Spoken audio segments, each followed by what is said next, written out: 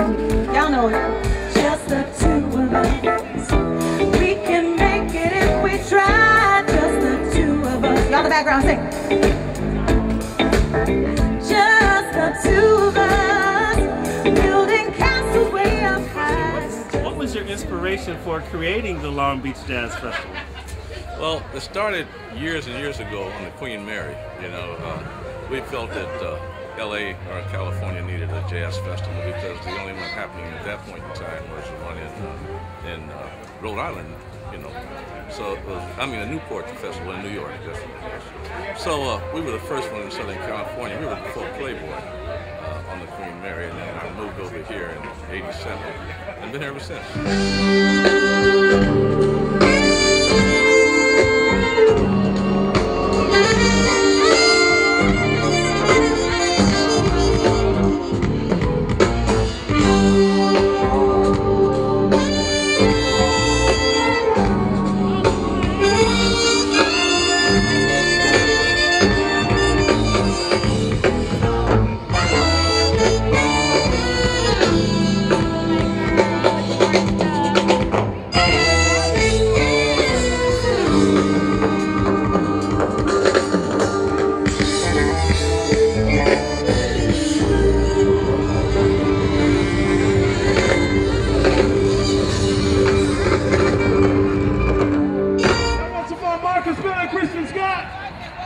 If y'all want some more, let them hear ya!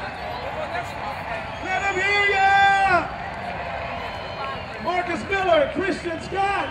I'm gonna tell you. We doing it right big over here in 2010. That's bad, that's the family, there's no names, but we doing it big. I was walking down the street, I heard all this kind of 80s Oriental music. I said, what would happen if we just Don't be shy, Donna. South Bronx. We got crab cakes. What you can hear, this is glass. This is like We got chips. Salad. Where's the crab cakes? Give me the crab cakes. Oh, we got crab cakes? Okay. Okay, what else? I made those personally. Say it again. Uh-oh, I made those. Okay, all right, next. Right. What else you got? Chicken salad. Wonderful time, wonderful time.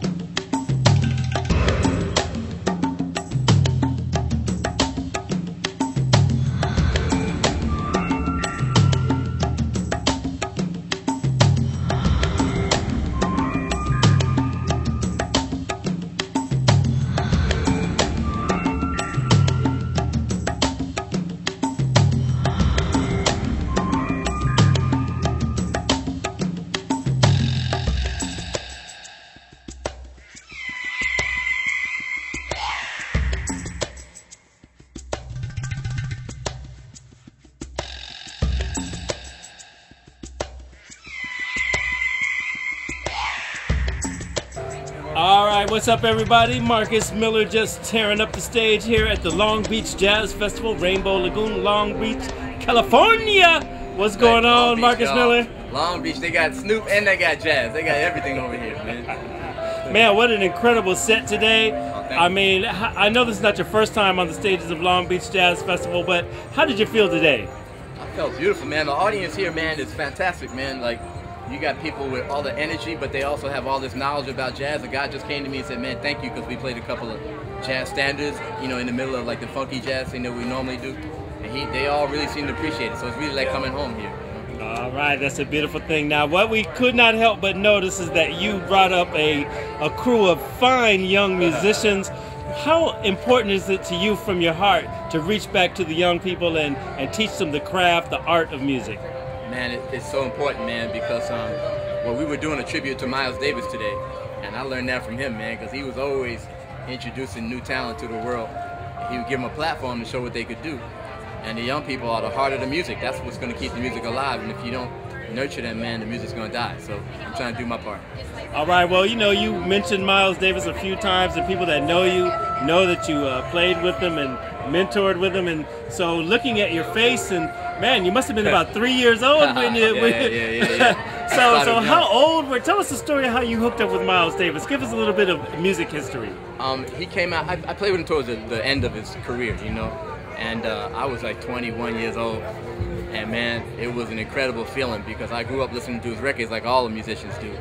So to be on the stage playing with that guy, it was an amazing experience.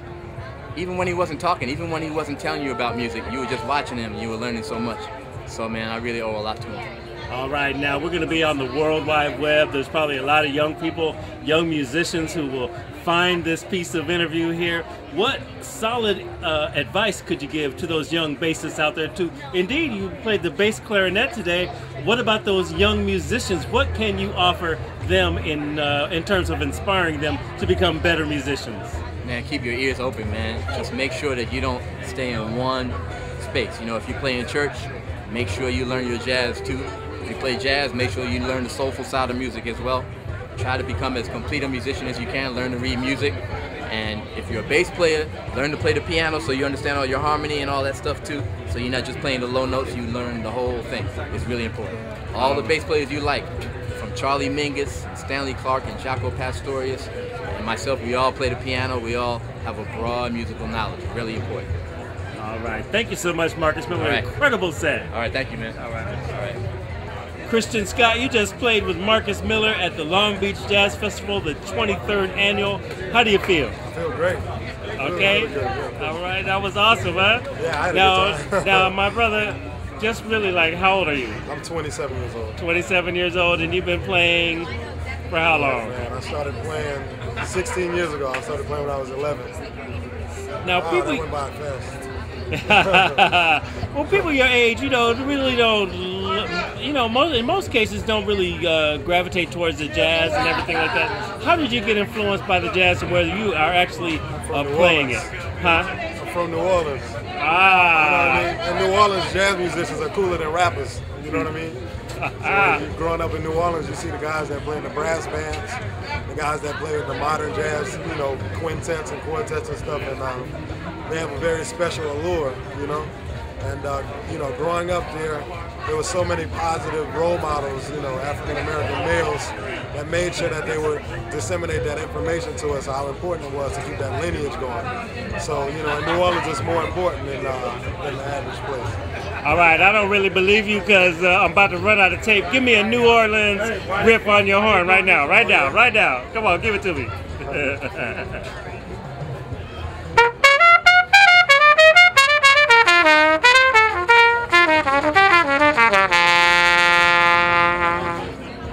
Yeah, tell them your name. Christian Scott. Where can they find you online? ChristianScott.tv.